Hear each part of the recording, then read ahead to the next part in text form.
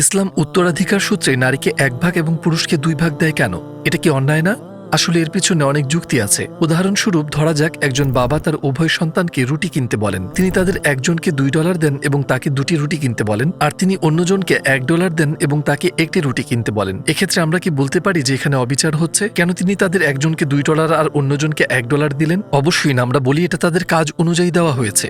এটা সম্পূর্ণ ন্যায় বিচার। উত্তরাধিকারের ক্ষেত্রেও ব্যাপারটা আসলে একই। আল্লাহ পুরুষদের দায়িত্ব দিয়েছেন ঘর ও পরিবারের ভরণ পোষণের। এর অর্থ হলো আল্লাহ পুরুষদের আদেশ দিয়েছেন যে তারা তাদের উত্তরাধিকারের 2টি অংশ এই কাজের জন্য ব্যয় করবে। তাই পুরুষকে প্রতিনিয়ত খরচ করতে হয় তার বাড়িতে, তার স্ত্রী ও সন্তানদের জন্য। কিন্তু অন্যদিকে নারীদের তেমন কোনো দায়িত্ব নেই। তারা সরাসরি তাদের উত্তরাধিকারের একটি অংশ সংরক্ষণ করতে পারে, কারণ তারা পরিবারের রক্ষণাবেক্ষণ বা পরিবারকে অর্থ দেওয়ার জন্য দায়ী নয়। তাহলে আমরা কখনোই বলতে পারি না যে এটা অবিচার। বরং আমরা বলি এখানে দায়িত্ব অনুযায়ী সম্পদ বন্টন করা হয়েছে। যতক্ষণ আপনি আন্তরিকভাবে অনুসন্ধান করবেন, ইসলামে প্রতিটি প্রশ্নের যৌক্তিক উত্তর রয়েছে।